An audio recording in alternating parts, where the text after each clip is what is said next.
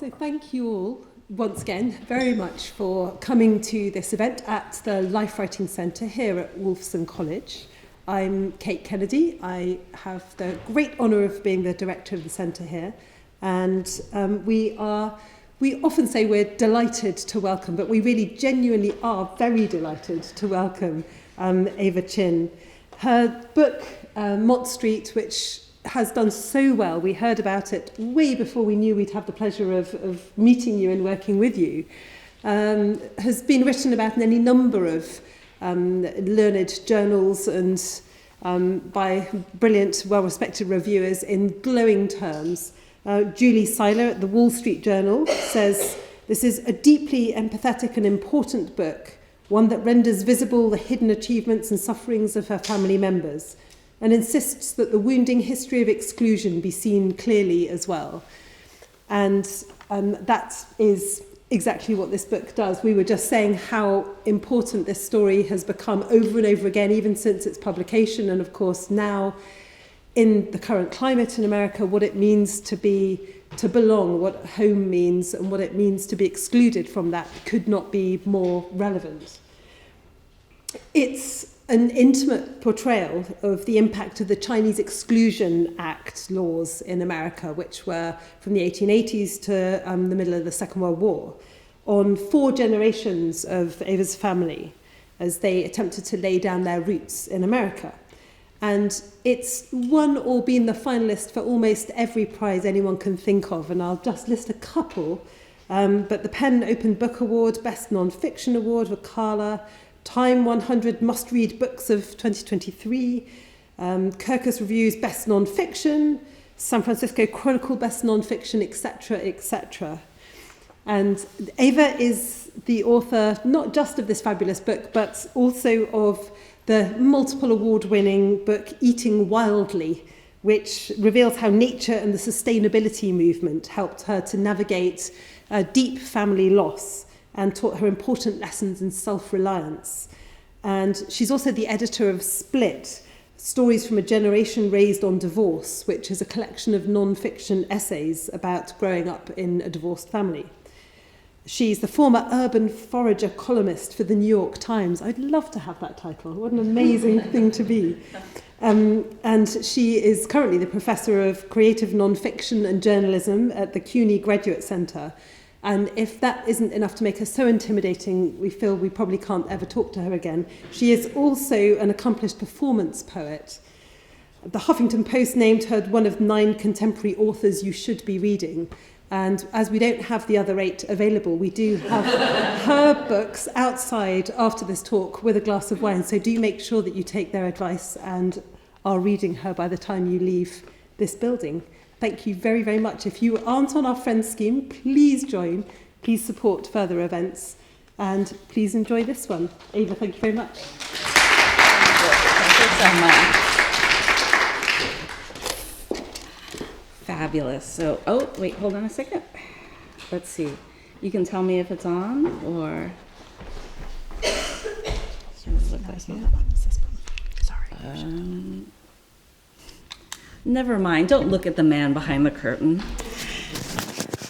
All right. So you can hear me okay? It's such a pleasure to be here with you tonight. And just a true pleasure on so many different levels. And what we're going to do is I'm going to talk to you a little bit about Mott Street, but I'm also really mostly going to be talking to you about working on a very large, deeply researched memoir where I had to juggle many different aspects and elements of immigration and a little bit of legal history, but all through the lens of how it impacted family members. So there are many unexpected gifts that you will receive when you put your efforts into writing the epic story that you were meant to write. But the first step, I believe, is in acknowledging your fears. So from a very young age, I was primed for listening for the story. I'll tell you a little bit about myself. I grew up in Flushing, Queens, raised by a single mother in a family of big talkers with loud voices and strong accents. Grandma Rose, a Chinatown native, was a retired bookkeeper who never left the house without her hair perfectly coiffed under layers of hairspray and her leather handbag strapped across her shoulder pads. She had an old-timey accent that sounded like James Cagney, having grown up right off the Bowery, and she taught me never to speak with my hands. My grandpa Jean was the last person to emigrate to America, and the only one who still spoke with a country accent, a country Chinese accent.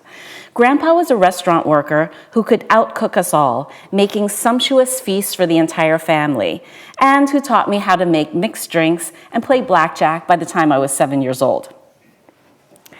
These were people who loved a good story, who could tell you the best dish of any of the restaurants that we frequented, or how to get the best deals at any department store in the city. They were loud complainers of traffic in the city, chroniclers of the everyday. But whenever I asked a question about my father, a man who walked out when my mother was pregnant with me, everyone went silent, caught between seething anger and looking like they wanted to spit.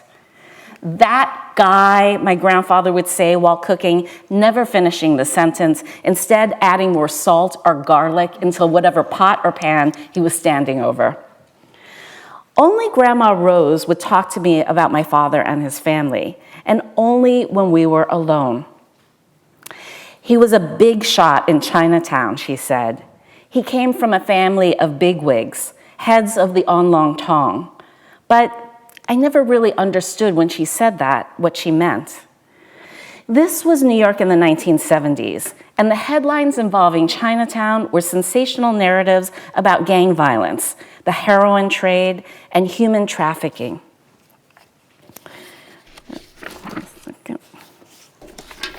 Sorry. These things tantalized and struck terror into the hearts of the general public.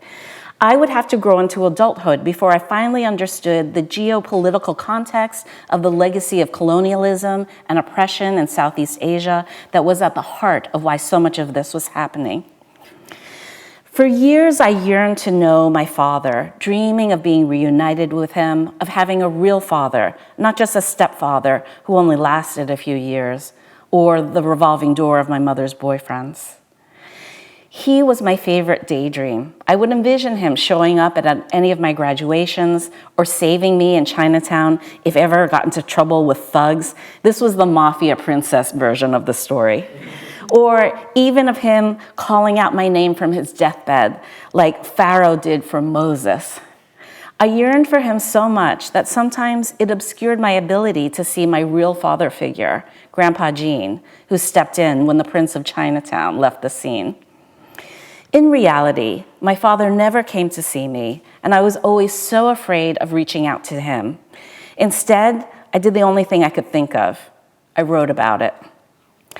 Now, in college, my creative writing professor told me that my father's walking out was the wound that made me a writer. And for many years, I believed him, navigating the unknown by digging deeper into the family history.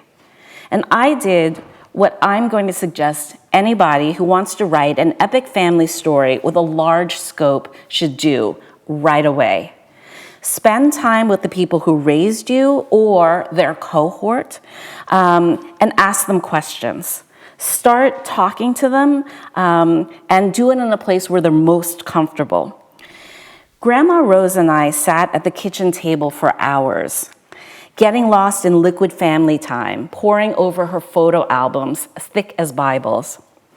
I interviewed Grandpa Jean, whose own grandfather had worked on the nation's first transcontinental railroad, the great engineering marvel of the 19th century, which united the country physically after the Civil War. I'd been hearing these stories ever since I had learned to talk, and so these stories felt like they were part of the building blocks of my vocabulary, our origin stories in America. So imagine my surprise when I saw the official photograph, and there was not a single Chinese face staring back at me in the photo. So as a college student, I headed out to the genealogy library in Salt Lake City, Utah, to locate traces of what happened to my great-great-grandfather after he helped complete the railroad. This was in the era before the internet, and so you had to do research in person at a physical location.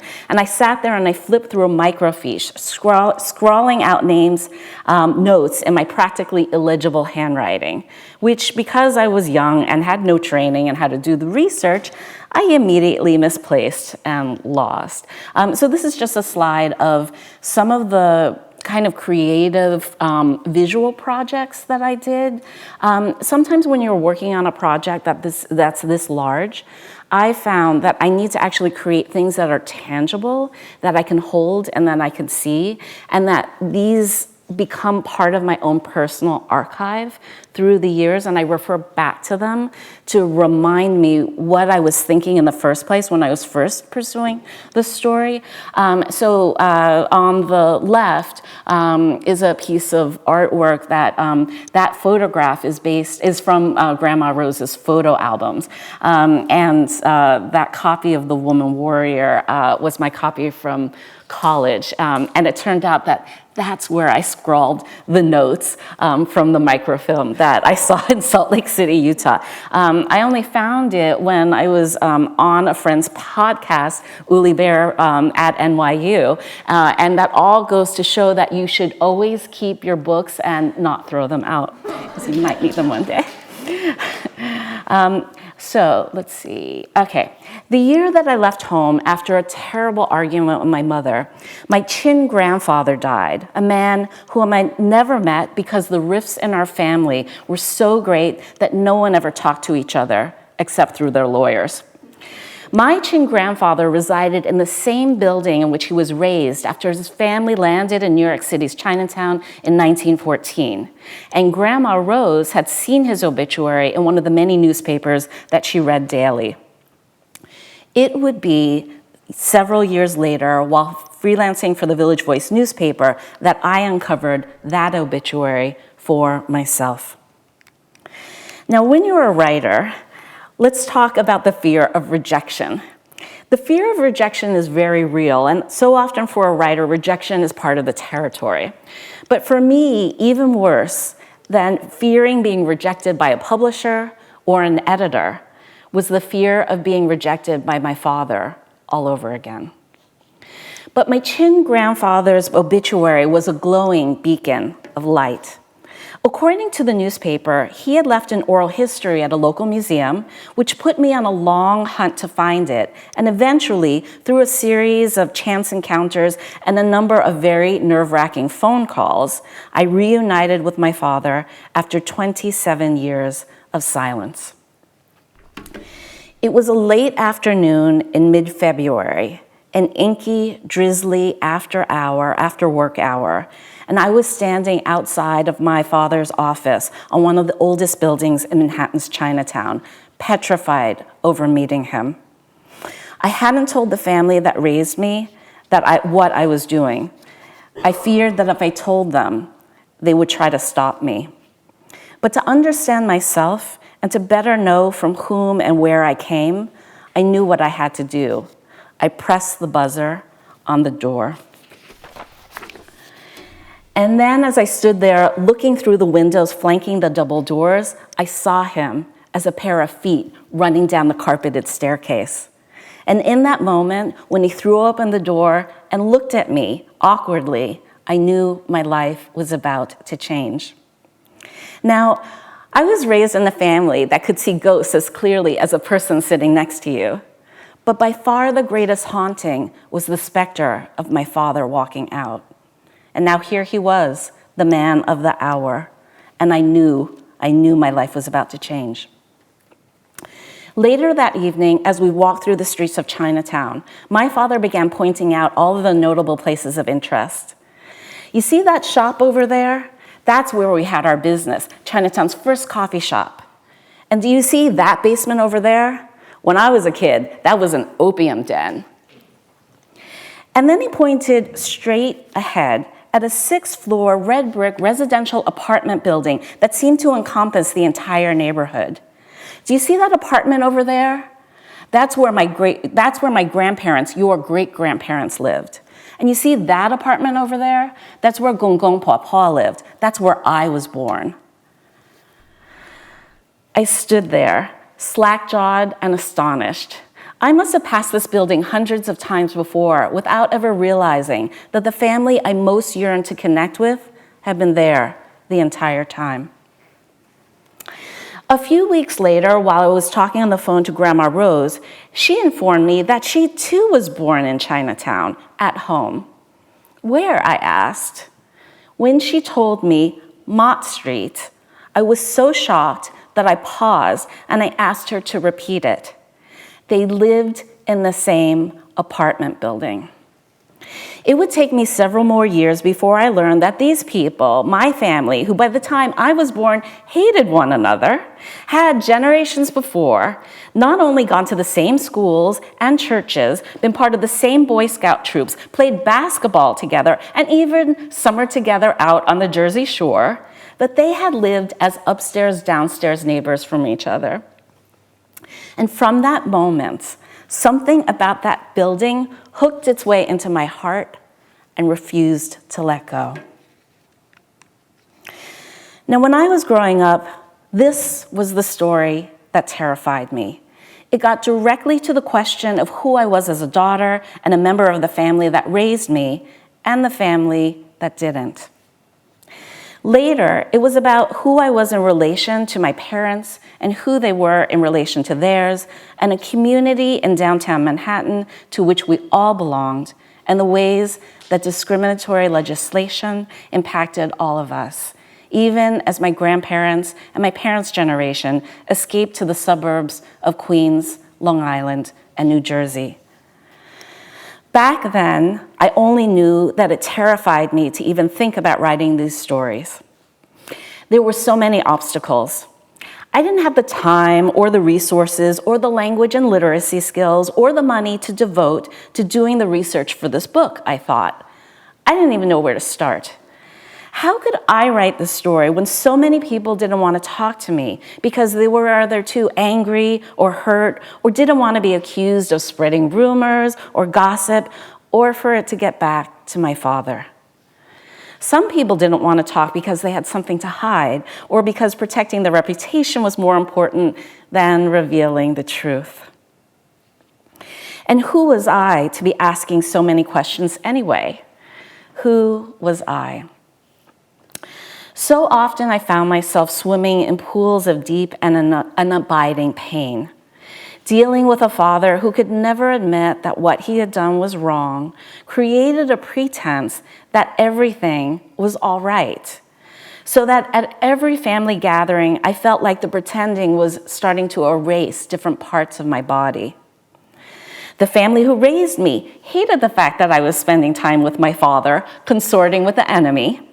And Grandma Rose stopped talking to me for several months, and it took all of my best granddaughter skills to woo her back. And eventually, when things weren't to his liking, I lost my father again, like a rabbit down a hole, in a now you see me, now you don't, Houdini-like pattern that would go on for the rest of our lives. Eventually, I buried this story into the earthen cavities of my mind until I felt that it couldn't hurt me anymore, and then I walked away.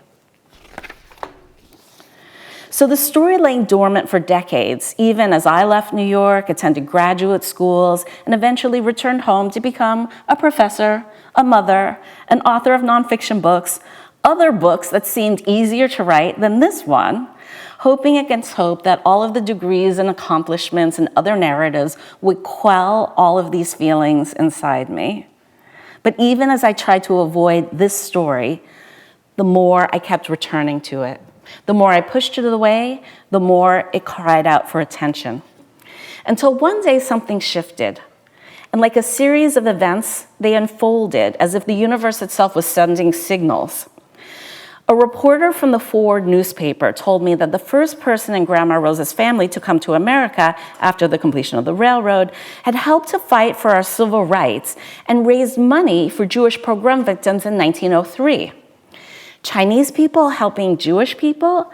I was shocked. I had thought that life was so difficult for my ancestors that they could barely help themselves, much less anybody else. Then, a colleague at NYU put me on a path towards acquiring my Chin grandfather's oral history, the oral history that had eluded me for 20 years.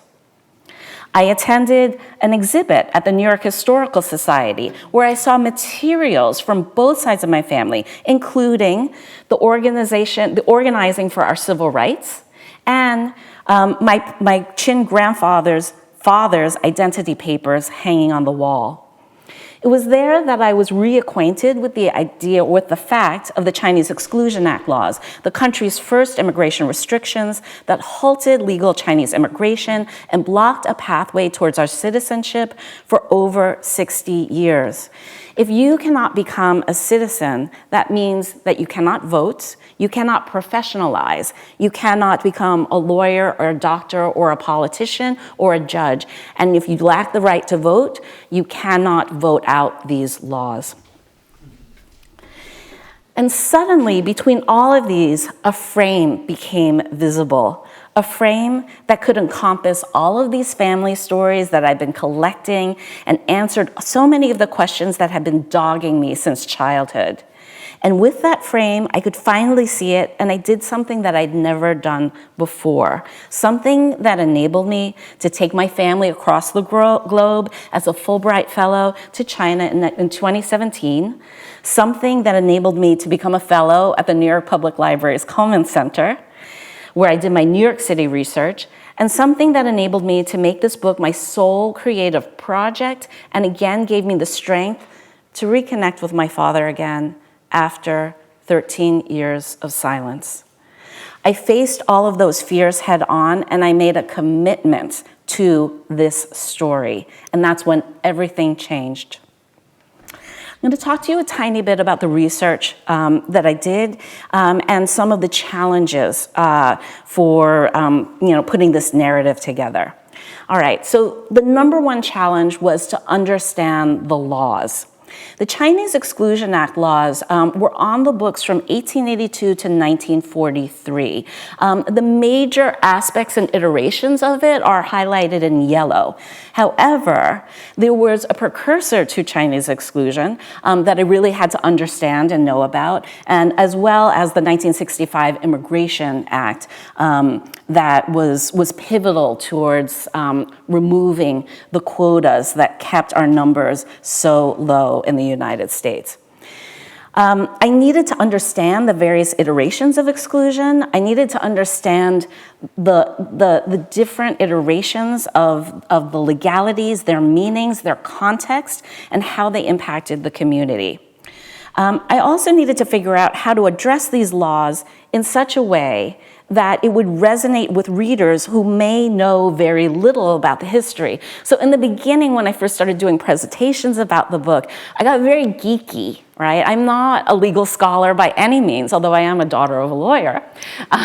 But what I would do is I started geeking out a little bit and talking about all the different nuances and all of the different laws. And what I would find is that especially elderly people in the audience would sometimes and I was like, that is not good. I cannot have people falling asleep. So I knew that I needed to do something in terms of dealing with the legalities and the narrative to keep people engaged. And so let me tell you a little bit about something that was very important in Chinese exclusion. During the Chinese Exclusion Act era, the government made it so difficult for Asian immigrants to come into the US that desperate Chinese who were fleeing war, drought, and famine in the 19th century found a variety of ingenious ways in order to get through. Enter the Paper Sun Network. The Paper Sun Network was basically this method where an immigrant would testify that they were the son or the daughter of an American citizen. And the father and the mother would be interrogated as well, and their testimonies would be taken, and it was off of the basis of this that the testimony would be checked against the new incoming immigrant. These files traveled across the country and were used to keep track of who was whom, because government officials had a difficult time distinguishing one Asian person from the next. I hunted down Grandpa Jean's file in Seattle, Washington, which was where he landed in the country. My grandfather was a paper son who grew up as a spoiled rich boy originally in our villages. He was the grandson of the railroad builder. Instead of studying, my grandfather spent most of his time in steerage and later in the segregated detention center in Seattle gambling. Now, this was really important because this was the most important test of his life. This interrogation would determine whether or not he was allowed into the country or he would get deported. Now, Grandpa Jean answered two very key questions in his interrogation completely wrong. He got the name of his village incorrect. This is the kind of thing that other people, when I showed his file to other experts, they were like, they had seen people deported for less. So we think that there was some other kind of paper that Grandpa Jean gave the government officials in order to get in. Okay, let's see. It was only after collecting, let me keep it on that one. It was only after collecting the Chinese Exclusion Act files on each of my family members in Boston, San Francisco, Seattle, New York's National Archives offices that I realized that Chinese exclusion turned so many of the golden rules of research on its head. I should just say, Grandpa Jean's file was filled with so much fiction that it could almost be considered a novel. The only thing that was really correct was when he entered and when they let him go. So that was important dates for me to know. But again, it was a complete fiction. And when he entered the country, it was already in about the 5th decade of Chinese exclusion. And the files for people were getting longer and longer as the interrogations became more intense. Now, Chinese exclusion turns so many of the golden rules of research on its head. It's a commonly agreed upon rule of thumb that it's the written record that's the gold standard, and the family stories that are suspect, dependent on faulty memory or personal agenda, and long on embellishment and tall tales.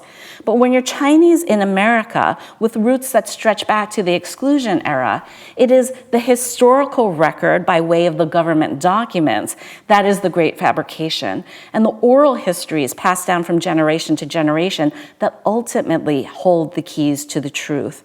This realization opened up so many more possibilities for me to write the story. It gave me license to use the family stories, interviews from our village, oral histories in combination with the archival research, the newspaper articles, and the Chinese Exclusion Act documents. And because by far the hardest part for me were the official documents and the California English language newspapers, not because they were difficult to find, but because they were infused with the kind of discriminatory biases of the day. Going through these materials was an exhausting exercise in reading against the grain, but it proved to be really important lessons. So my job as a writer was to discern fact from fiction in all of my sources, from the family stories to the government documents, both in the US and in China, and to breathe life into these stories from the past, giving them license to be heard and provide my own point of view. So when I gathered this document in Seattle, this document basically says that my grandfather, who's on the right, who's a teenager by the time this photograph was taken, is one of the sons of the man on the left. And you'll see that in this document, the man on the left is basically saying that at one point in time he went back to China. This document was from about 1938 8 or so. I'd have to look at it. My eyesight's a little bad, but you can correct me if I'm wrong. But he says that he went back all of these various times, and here, you see where it says Sun Ming Wang, and it's all these other names. He says that he has 4 sons, and what he has basically done is created 4 slots for 4 new people to come into the country. And my grandfather, the name that he takes is Wang Sun Ming or Sun Ming Wang. And when I was growing up, the mail would come to our house to Sun Ming Wang. And I remember asking my grandmother, who is that person? And she was like, oh, that's Grandpa's paper name. And I thought, what is that? None of my friends have mail coming to a family member under a different name. And so that was really the first time that I realized that there were stories that the family was not telling me in order to protect family members. And so when I was looking at this document, or the first time looking at the photographs, first of all, this is the youngest photograph I'd ever seen of my grandfather. And then when I looked on the left, I thought, how could they think that this guy on the left is really Grandpa's dad, right? But then as time went by, I started thinking, actually, he does look a little bit like he could be a family member. So when I won a Fulbright to go to China, I was stationed in Shanghai, but I was using it really as a platform to get to our villages in Guangdong province. And I had this image with me, and I went to our village, and I found an old farmer who knew my family. He was a little too young. He knew my grandfather's younger sisters, but he had heard about my grandfather going to America. But when I showed him this document, I said, who is that man on the left? He's like, oh, that's his uncle. So, and this often happened where people would sell slots to family members because it was easier to get the story straight. Unfortunately, though, the uncle on the left, who is actually the son of the railroad builder, for a variety of different reasons I can't go into now, you'll have to read the book to find out. But things happened to the railroad builder. He lives in the US for almost 3 decades. And he should have been considered or been able to become a naturalized US citizen because he was in the US before the Chinese Exclusion Act laws were enacted. But for things that you will read about later, he returns to China. And so his son decides to come to the United States. But when the son comes to the United States, he has to come in under false identity. So ordinarily, because they were originally from the same village, my grandfather would have been able to rely on his memory. But instead, because the uncle is himself a paper son, they both had to memorize a false story about who they were and where they lived. Okay. This is Grandpa Gene's handwritten narrative that I found after he passed away. Some of it is not in the correct orientation, apologies, so don't try to translate it, although some of it's sideways, but that was just how we scanned it. But basically, this is a document that he kept for over 60 years. About the narrative that he tells about his life in case any government officials come to question him about his status. Okay. Crafting a multi-generational book and knowing why you're doing it. There are so many challenges to writing a multi-generational saga about your family, including time and resources, access to materials, reading against the grain, figuring out how to weave a coherent narrative together. But I would say the number one challenge is fear. In addition to the fear of rejection, the fear of writing comes with a tsunami of fears. The fear that you won't be able to pull it off, the fear that you won't get it right, and then the flip side, the fear that you will actually pull it off, that you will get it right, and the promise that it might one day be published. So I don't mean to downplay, the very important step of writing the book and crafting it, but each book is different. So we would have to talk about each individual narrative to talk about weaving it together. But once you've hurdled the huge hump of working past your fears and committing to the book, the rest of it feels actually workable.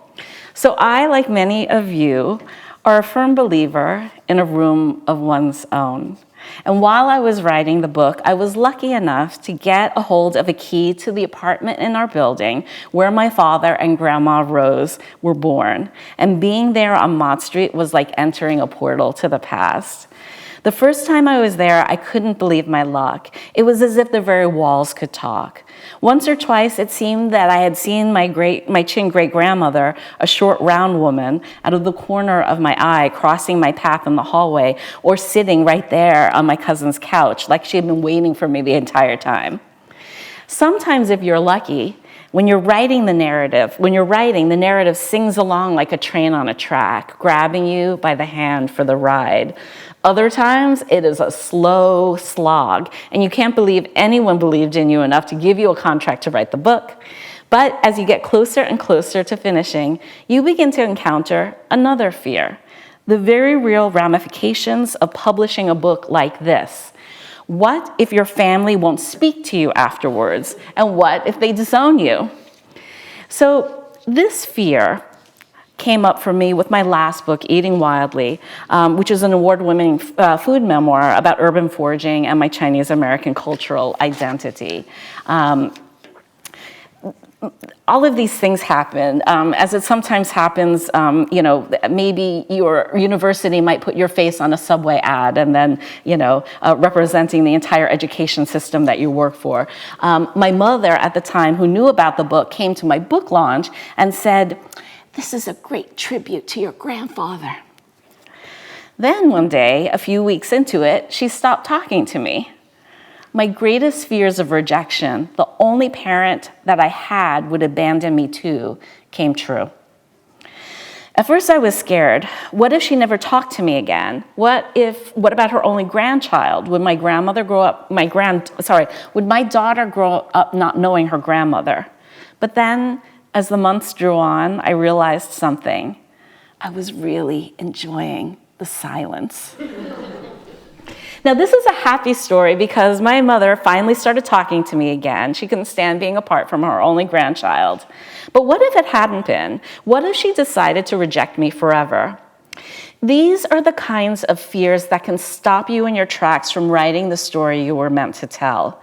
And the only way to dispel them is to, number one, acknowledge them, which is hard to do when it's easier to bury the story and allow other aspects of your life to take over.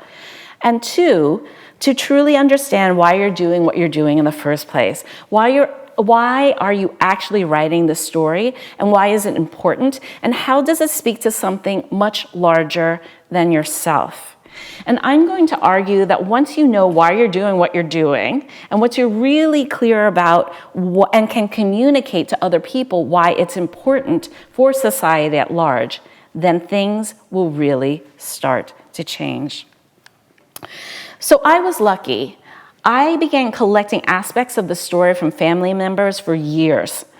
But once I just started doing this willy-nilly, but once I discovered the frame, that was the moment in which I started to doing the archival research in a more systematic way. I discovered that no matter how different and fractured our relationships were, no matter how long the resentments and infighting within the family had simmered, we were all interconnected through laws that occurred all the way back in the 19th century during the era of Reconstruction. Now, this was a time when the US was asking itself, who is an American and who is not? Who is one of us and who is not? And the decisions that were made back then set the US as a nation that practiced exclusionary policies on those it deemed foreign and suspicious, accepting of some and not others, even though families like mine had been in America since the Civil War. So I had a frame, a huge cast of characters, a family who had lived during major events of national importance, and also a setting, a neighborhood and a building at the very heart of the community on Mott Street. And that, my friends, is a gift. So let's talk about the unexpected gifts that you might receive once you start to write this book. First, the book itself is a gift, with a life of its own which can bring others into your orbit. My Chin grandfather believed in the story so much that he not only left that oral history, but other stories behind, which other writers wrote down decades before me. It's upon their work, to which I am indebted, that portions of this book were built. Then there's the journey itself.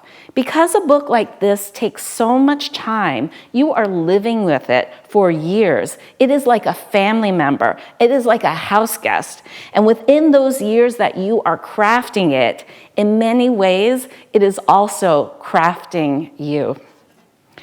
But with each book that I wrote, I was forced to face my fears, always of my family's rejection, like the echoing footsteps of my father's walking out. And each time I rediscovered myself and the fact that I had survived. Almost every day while working on this book and sifting through my own personal archives, I had to thank the young Ava Chin. Ava Chin, curious grade schooler, an avid listener, tenacious young journalist using her skills to connect with long-lost family members. Because without having done that work over the course of so many years, there would be no book for the woman you see standing before you to write.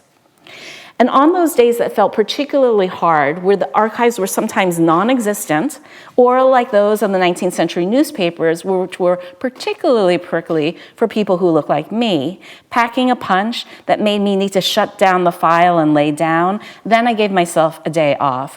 I rewarded myself with a free pass day to do whatever I wanted. Take a nap, read for entertainment, wear clothing that closely resembled pajamas. Because the most important thing for a former abandoned child to do is to remember not to abandon herself. So let's see. All right. When I finally made a commitment to this book back in 2015, I reached out to my father again for reunion number 2, this time after 13 years of silence. I found him at his office, a different one on the other side of Chinatown. He was older, curled over his desk like a leaf. As I interviewed him sporadically over the course of the next 3 years, a bond emerged. But no, not between the two of us. That's not reasonable to expect someone like my father to change his Houdini-like ways. This bond was like a twisted cord between myself and my long-deceased Chin grandfather. Before my Chin grandfather died, he had a vision that our stories were important and that one day others would want to learn about them too. I had been trying to track down his oral history since the 90s, and at my last inquiry in 2015, the museum had reached out to my father, sending him a copy. That night, my Chin grandfather appeared to my father, his son, in a dream. He had been dead some 25 years, but according to my father, he said, "Help her." The very next day, my father called me, a rare occurrence. He almost never picked up the phone, preferring for me to call him instead. But when I arrived at his office in Chinatown, he took up a bound copy of a manuscript that was as thick as Grandma Rose's photo albums. Here was a manuscript that I had been chasing for over 20 years, long before even my father and I had met, in an era when the only recourse I had to understanding my family was through research. And as he handed over the big bound manuscript to me across his lawyer's desk, my father said, "There's something between you and my father that I can't stand in the way of." When my father finally retired from Chinatown a few years before the pandemic, I rarely saw him again. Instead, he walled himself off in his home in Queens. It saddened me that we would never have the relationship that I had yearned for as a child. But suddenly, Chinatown was mine, and soon I was as recognizable on Mott Street as Stanley, my father, had once been back in the day. I never could have known that when I started this journey of writing this book about all of the hidden gifts that would appear. This building in the center of the neighborhood where I wrote the majority of the book. A community that bickers, that was imperiled for so many decades under exclusion, that comes together when it has to, is now facing the forces of gentrification and weathering the tides of anti-Asian sentiment, spurred on by our current president's tirades, which he started under COVID-19, during his first presidency.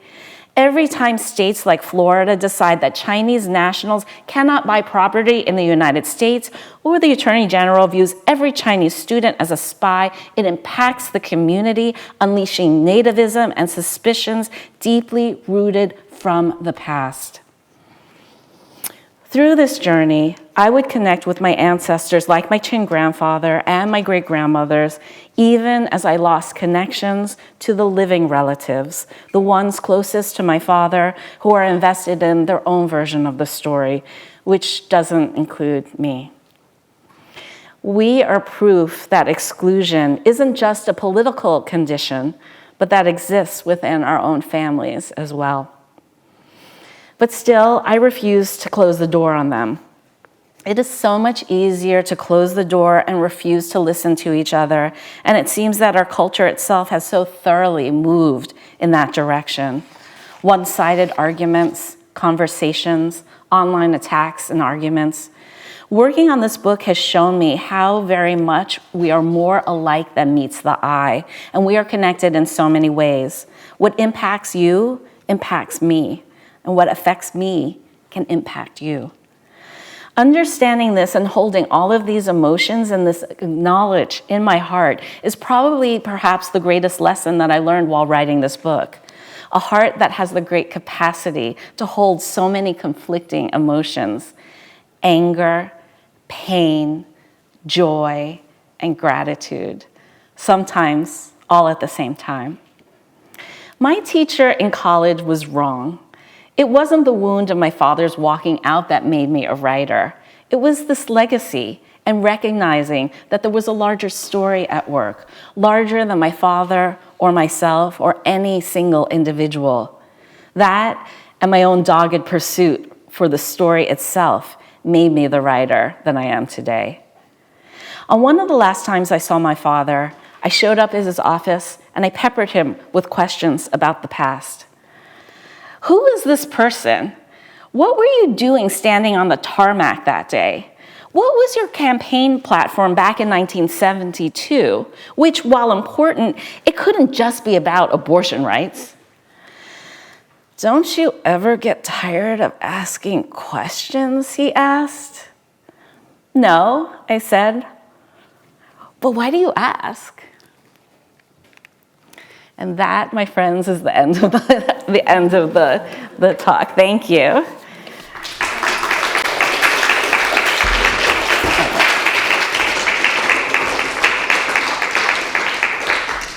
There is something that I want to show you. Yeah, we should have questions now. Oh, no. There's this. Okay, so yes, this is part 2. So I'm going to show you, let's see. Some of the research that I did was based on, let's see, okay, here. When I went to the museum where my grandfather's oral history was housed, this was the museum that was formerly known as the Chinatown History Project, which then became the Museum of Chinese in the Americas in New York's Chinatown. There is a wing of the museum that is filled with extended family members' items. The wing of the museum looks like an old Chinese dry goods store. And if you press a button in various parts of the exhibit, you hear this old man's voice. And that old man is my Chin grandfather. You hear parts of his oral history in the room. That was the first time I ever heard his voice. Another thing they had showing was this black and white film footage from the 1920s and the 1930s, and it only said it's a Chin family films. And I knew right away that it had to be my family members. And as it turns out, one of my father's cousins had donated this. So my chin side was the side that was heads of the Oolong Tong. They had their fingers in many different pies in the Chinatown underworld: gambling, prostitution, and opium. So they were wealthy enough to have a film camera. One of the sons had a 16 millimeter camera. And so this film, it's a bunch of different, almost like just various shorts. They're at Bear Mountain. Here they are on the ferry going up to Bear Mountain. And I started, once I got my hands on a copy of this video, it's a digitized video of the film, I was able to look and start to notice things. So what I'm gonna do is I'm gonna show you a very short clip, and I want you to take a look at it, and I want you to notice a couple of things. I want you to try to take, hold on one second. I want you to take a look at people's body language. And one of the first questions I'm gonna ask you is I want you to tell me, just based on body language alone, who do you think is an American or who grew up in the West for a significant period of time? So hold on one second. So this is at the Bear Mountain part, and then it's the film is gonna shift to the top of our building on Mott Street. So I'm just... Okay, there you go. That's the top of the building.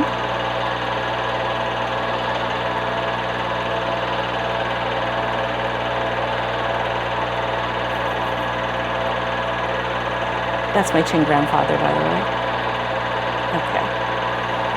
So I'm just going to have you call it out. Who do you think was born in this country? Was born in America or or grew up out west? Who do you think? I'm just going to pause it for a second. Yes. The ones that are doing the pointing. Sorry, say that again. The ones who are doing the pointing. The ones who are doing the pointing are the ones who have been in the country for a while, right? Or no? Yes. Absolutely, yes, that is true. There also, did you see the other ones who were like standing like this? That is not a very Chinese-y pose. So yes, so I'm gonna kind of go back to that for a second and just kind of bring you back. And hold on, sorry. And indeed, and I'm just gonna hold this for a second. Okay, so the woman on the left is actually Annabelle Lee. She married into the family. She was born in Baltimore, Maryland. And she was the first person in the family who, in the Chin side of the family who had longer roots. She also came from a railroad building family. They got chased out of the West and arrived in in Baltimore, and then she came up. She is married, she is the wife of the person who owns the camera. So if you watch this a lot, which I have, she appears in almost every section. My Chin grandfather is the person who gave his oral history. He's the person on the right. He arrived in the US when he was 7 years old. So most of his life he lived in New York City. And you notice the woman who pops up there, right? Do you notice that she seems a little bit more uncomfortable than everybody else? So this is one of the first times. My Chin grandmother arrived to the country in the summer of 1930. I know from her exclusion file. I will say that she grew up in our villages. She was a very nice girl by all accounts. But my Chin grandfather was not always the kindest to her. When she arrived to New York, yes, she's definitely feeling uncomfortable. She is new to the country. She's new to the city. She also, unfortunately, is married to my grandfather in a period of time which he's very cocky and he's very patriarchal. He made her, this is about 1930. The women, as you can see, they're sporting that kind of popularized bobbed haircut. haircut that was popularized, in the 20s. He made her cut her hair because that was a modern thing. He wanted her to be a modern woman. But, think about the tyranny of like the irony, right, of like enforcing a modern haircut on a woman. So she had a kind of a difficult time. But so when I was first watching this and looking at this film, I really thought that when she arrived, she was feeling very uncomfortable being a new immigrant. But when I actually did the math, I realized my father was born in March of 1931. It is not just that she's feeling uncomfortable because she's in a new place. She is very pregnant. I used to know if she was in her second trimester. I'd have to do the math again. So here the family is on the roof. That's Shirley. This young girl is actually the mother of the person who donated the film to the museum. There they are. I want you also to notice how people are looking at each other. I often, when I look at photographs or I look at film, I look at body language, I look at where people's hands are, I look at who they're orientated towards, and I also I try to notice the glances. Okay, so this is like little Shirley is playing on the roof like it's a jungle gym. And these children are Annabelle and the father's children. But if you take a look at, one of the things I noticed after I did the math, you take a look at the ways in which my grandfather looks at my grandmother. She's looking a little bit more comfortable. She's still not very comfortable at all.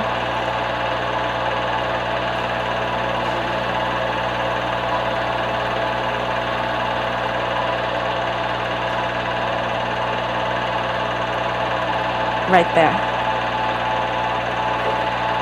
They share the secret that she's pregnant, and the rest of the family members do not know this, right? And he knows that they're going to be able to start their own family soon, and that person will be my father. Oh, that's the Transfiguration Church. What bridge do you see in the background? The Brooklyn Bridge, thank you. All right, so I'm just gonna stop that now. This is like a little sightseeing tour. So if we can just turn the lighting up. So I should have warned you about this. You know that this moment was gonna come, right? The Q&A moment, the moment where we were gonna say, what questions do you have about anything that you heard or any pressing questions that you have? So now is the time for those questions. I should have prepped you before. We have a roving mic. Excellent. So while you're thinking, oh yes, Kate. Thanks, Alice. Thank you. That was absolutely wonderful and lovely to see it in motion as well. I wonder, having written a book with a very large cast, how you manage that cast, because there are only so many names we can keep in our head, particularly when they've got the same surname. Yeah. How on earth do you choreograph it so that you know where your focus is going to be, you know which stories you want us to invest in, but you're weaving them together all the time? Right. So I was very lucky in the sense that, number one, my agent is a wonderful person, very well read, and is friends with Edmund Duvall. And she said, Ava, you must read The Hair with the Amber Eyes. Because, of course, Duvall in that book who was in conversation with Hermione Lee, who is here, and it was a wonderful conversation. He was writing about so many generations of family members. But you know that when you're working on a book like this, that you have to be very judicious about who you give time to. And what I needed to do when I was working on the book was I had a sort of a timeline of things that were happening in China during that period, things that were happening in the United States, things that were happening in terms of immigration legislation. And then I also had on one of the closet doors, I actually had to have the Chin family tree. I kept that on the back of the door so that I opened up the closet every time that I needed to check it. It was constantly cross-referencing, like who was where at what period in time. Then what I tried to do, because I knew that the frame was Chinese exclusion, right? I knew that, and I was lucky that because my family members have been in the United States for such a long period of time, and because they were written about, because they left their own stories, because they were written about in English language newspapers, and because people in our villages still remembered them, I had, I think, maybe more information than your average person. Also, I've been asking a lot of questions since I was a very little kid. So I had like my own journals to refer to. But basically what I tried to do was any moment that was a real highlight in terms of why and how the immigration legislation was changing, what was happening in the United States at that time. One of the things I noticed was that iterations of exclusion come up time and time again during presidential elections and midterm elections. So there is a way that our politicians know that they can stoke knee-jerk reactions within their constituents by bringing this up. And so that's why it was really, so that was basically my frame. And that list of the laws was also something that I had out. So I feel like I just had a lot of paper and I was going like this. And then I was also really trying to figure out if I felt moved by a family member's story, and it fit in with what was happening in terms of exclusion at the time and what kinds of the kind of community that they were trying to create in Chinatown in the period. I included it, but I couldn't include everything, nor would you want to, right? It would be like when I was doing those things and like I was putting like my elderly attendees to sleep. I was like, I cannot do that. So it has to be interesting. So I used my own sense of, oh, there's interest here, I'm interested in this, so maybe I have a chance at getting my reader to be interested in it as well.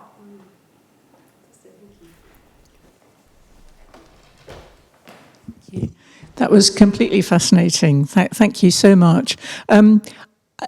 I was very struck by the shot of the Maxine Hong Kingston, your old annotated college book, and then you mentioned Duval just now. But I wondered whether you felt, as a piece of writing, that you had any predecessors or any models to go on, or whether you felt this was really something you had to carve out yourself anew, because there isn't, as it were, a big history of this kind of writing or your particular culture. Right. So that's the question. So Maxine Hong Kingston's Woman Warrior was absolutely a book that influenced me and sparked my interest. I read her when I was an undergraduate at college, and that book was the first time I ever felt addressed. So when I was growing up, I read the Victorians. I read, I loved British and American literature, but sort of different aspects of multicultural literature in the United States, I didn't really feel like I felt addressed until I started reading African American women writers. And then once I read Maxine Hong Kingston, there's a section in Woman Warrior where she says, and I'm paraphrasing, Chinese Americans, how do you know what is really Chinese versus the movies, your crazy family, things that you've seen on TV. And I was like, oh my gosh, she's addressing me. And I was really inspired by the work that she had done. One of her books, China Men, she gives various examples of how her father came over into the country. One example is the Angel Island way, like the way that my grandfather came over, where there's an interrogation and there's a back and forth. And the other one is the father comes over on a ship. And he's in a box, and he just eats bananas the whole journey over, and he almost gets caught, right? But he doesn't, and he's able to slip into New York Harbor. And one of the things Kingston does in her talks, is that she'll ask the audience, which one do you think is right? And almost invariably, like 3/4 of the audience says, oh, the Angel Island interrogation. But no, he came in a box, in a crate on a ship. The reason why she couldn't be straightforward, she had to offer, which one was it? Baba, how did you come over? Was because her father was still alive during the time that she had written and published the book. And if she had revealed how her father had come over, she would have put him at risk of deportation. So I thought a lot about that and the things that she needed to do and how she changed the the form of nonfiction, right? Not giving us a definitive answer in the book, right? But telling us the truth after he had passed away in public. The Duvall book was very much a model for me because I love the ways in which both, we talked about this, his tactility of his writing, but also this amazing frame. And all of the, who doesn't love all of those cultural and artistic references to, the uncle being in the Renoir boating party painting. So those two were very big models for me. But in a way, if when you get a chance to take a look at Mott Street, one of the things that people have said is that even in the parts of the book where my narrator recedes and I tell in depth the stories of my family members who came before me, there are moments where my narrator pops out and makes assessments based on what I know today. And people have been like, oh, that is a very unusual way of writing in this way. But so you can tell me what you think after you read the book. But I found that it actually worked a lot because your narrator is the person that keeps, that they're the lens through which you see the world of the story. And oftentimes, when I was first working on the book, different iterations of it, my agent or my editor would say, Ava, we're missing you and your take on this. And I was like, okay, here it is. And so that was something that I always kept in mind. The other thing that I always, I'm a big fan of Vivian Gornick, the book, The Situation and the Story. And in that book, Vivian Gornick talks about the importance of knowing who the narrator is from the beginning. And she said, and I actually was lucky enough to have dinner with her one night, and I talked to her about Mott Street before Mott Street came out. And first thing she said to me was, but make sure we know who this narrator is who's speaking, because if we don't know who that person is, then the reader gets kind of lost, right? So the things that I've tried to do in books like this, which are like a hybrid memoir and family story mixed in. So it's like first person, but it slips into third person. It's a kind of thing. I end up doing it very intuitively, and you can tell me if you think it worked or not. Yes. Well, thank you so much. This was great. Just a quick question.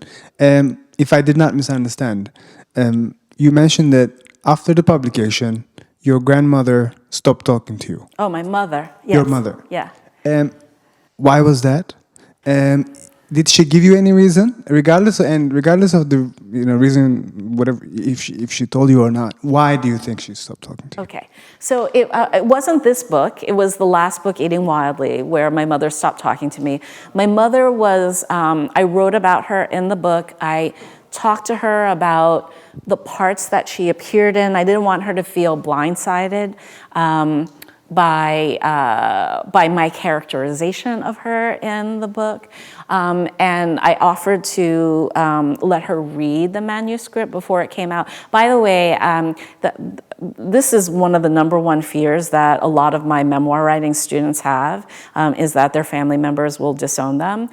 So I always coach people by saying, you don't have to show your work to everybody that you're close to. But you should choose, if there is that person that you want to share your work to before it comes out. And maybe that's nobody, right? For me, that person was my mother, because she gave me life. My father, no. My father does not have, he does not get that privilege, right? He didn't earn it. But my mother, yes. So I asked her if she wanted to read the book before it came out. And to her credit, she said, no, I'll read it when it comes out.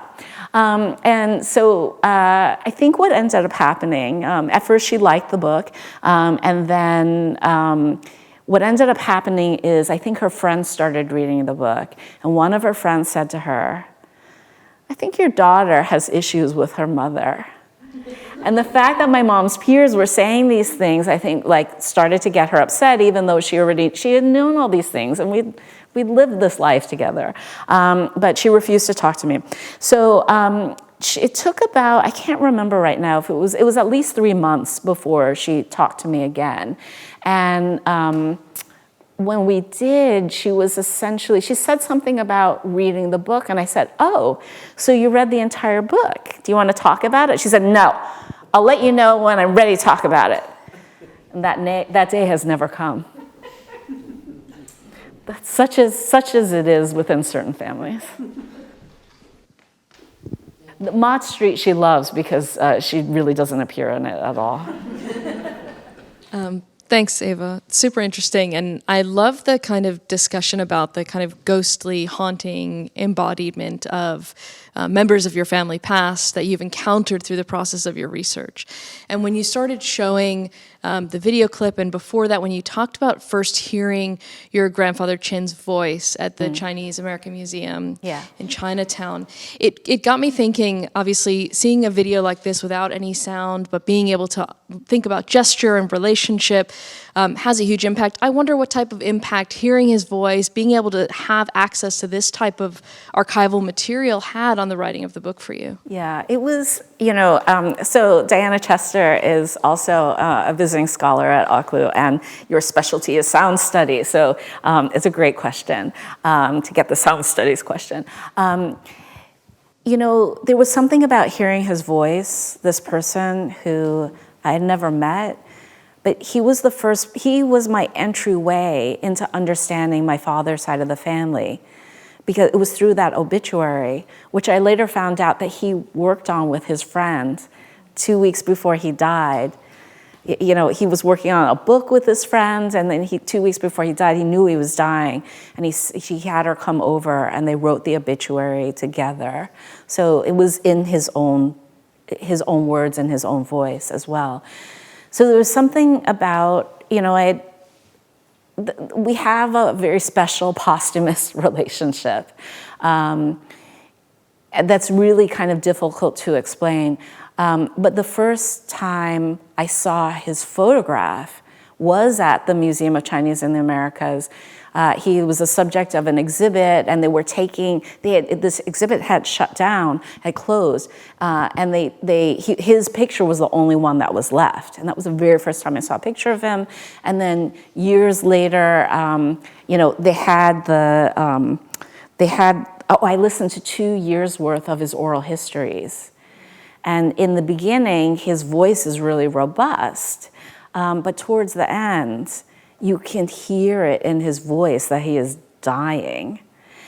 His voice is getting weaker and weaker. And I remember actually the moment, I was on a 1-week residency, and I decided I was gonna make an index, a finding aid for the oral history, the audio version.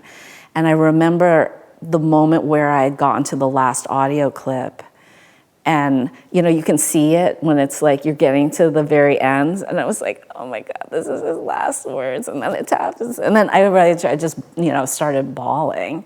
But what a gift that somebody had the foresight to think that the stories may be important for a future generation to find. And when I spoke to his friend, the one who had written the obituary with him, she said that one of the things that he was really trying to do was to make sure that the next generation understood what was happening at the time. He was part of this transition where Chinatown was these old male bachelors. Because of those laws that I'd shown you, the second law was the Page Act. That made it really difficult for Chinese and Japanese women to come over, in effect, neutering the entire community. So when my grandfather, who was lucky enough, his father, the head of On Long Tong, had enough money to hire a lawyer and bring the whole family over. But Chinatown, for my grandfather when he was growing up, was all old men. There were very few women, and he and his siblings were amongst the first generation of young people. So his story and his perspective were really interesting. And he was one of the first people that I actually heard refer to Chinese exclusion and refer to the immigration laws. Before that, I'd only maybe read it in Maxine Hong Kingston. But the fact that he had an awareness of it maybe wasn't surprising, but I think I was surprised. Something about hearing his voice was incredibly important, and I wish that we had audio for the film, but we don't. Thanks. Yeah. This may seem a strange question, but you were saying just at the beginning that when you were small, when you were little, and so forth, you were thinking about this whole story about your family and so forth, and that it took you a very long time, in fact, to actually commit to write it. Yes. And I was just wondering, how that trajectory kind of developed, and then really, and then you finally wrote it, but you wrote it after you'd written other things, sort of. Yeah. And I found that very interesting, the way you were describing that. Yeah. Then you said, then you wrote it. Then you wrote it, and I'm wondering, did you write it for yourself? Did you write it for the public? Did you write it for the world? And how do you feel now that you've written it? Okay, great questions. And so, so the first one was about making the commitment to write the story. Like, how did it happen? Where? Because you were little, and I was thinking, this was already haunting you when you were a child. Yeah, right. I was very curious about these stories, largely because I grew up not knowing this entire side of my family. Yeah. And people have asked me, why were you that kid that was asking all of those questions? And I really can't 100% say why that was. It just was. I was always asking questions. I was always the one, my cousins, when they would come over, could have cared less, about, they care about themselves, right? You're little kids, that's the way it is. But I was the one who was like, Grandma, who's this person in your photo album? Who's that person? What happened to your youngest sister? And so it became part of, I was just very interested in our family stories, but I think a large part of it was what my professor in college said, that the wound of my father leaving made me very curious about who these people were. And because I was a child and did not have access to the Chin side of my family, I started asking questions of the people who raised me. Right, and the rest of it, the Chin side was conjecture, and it was big wigs in Chinatown, and then it was only until I met my father when I was in my mid to late 20s that some of the pieces of the puzzle started to come together, like that apartment building where they all lived. I ended up interviewing other Chin family members while they were still alive, and they told me that my family members, my grandmother, the one that hates my dad, her siblings were often at the dinner table of my Chin side, who lived downstairs. So, and vice versa. So there was a way in which, and her older brother played basketball with my Chin grandfather, the one you saw in the white shirt. But it also sort of explained why my grandmother was so mad at my father for what he did, because everybody knew each other. And how dare you, from the 4th floor, do that to my daughter, you know? So what was the, but the thing that really happened was, in 2000, in the fall of 2014 and the beginning of 2015, all of those things happened at once. The writer from the Forward newspaper, which was a Yiddish paper, and then is English language. He was like, your grandmother's great uncle, helped these pogrom victims in 1903. And then I did more research, and I'm like, oh look, they did it again in 1905. So that was the thing. And then I found out that he was involved in fighting for our civil rights, arguing in court against Chinese exclusion and the continuation of exclusion. So that was interesting. And then I walked into that exhibit at the New York Historical Society, and I saw just all of this paperwork, the picture of my Chin great-grandfather, his identity papers on the wall, and all of these other things. And I was like, okay, I can't deny this anymore. This is really hard work. At that point, I hadn't spoken to my father. He had disappeared again. I hadn't spoken to him in like 13 years. And I was like, people are dying. If I don't start really doing this now, we're gonna lose an entire generation, and I'm gonna lose those stories. And so I have to talk to him, even though I really would rather not. And it's not easy work. It's really, really, really, really hard work. But I'm so glad that I did it. Is that how it feels? I'm so glad that yes. you did it. Yeah. Yeah. Kind of Yeah. Oh, and in terms of after having written the book, some incredible things have happened after the book got published. I had my mother's, one of my mother's cousins. So back in the day, particularly around the time of the Depression, sometimes what would happen is family members would have to give up their children because they couldn't afford to take care of them. So there was a laundry family who had a lot of children, daughters and sons, that they had to give up for adoption. And 2 of the daughters were adopted by Grandma Rose's older sister. I always knew that these cousins of my mother's were adopted, but I didn't know that they grew up, that when they grew up and then they got married and had children themselves, that one of them never told her family. She never told her husband, and she never told her children that she was adopted, because I guess she felt really embarrassed, or I don't know. She did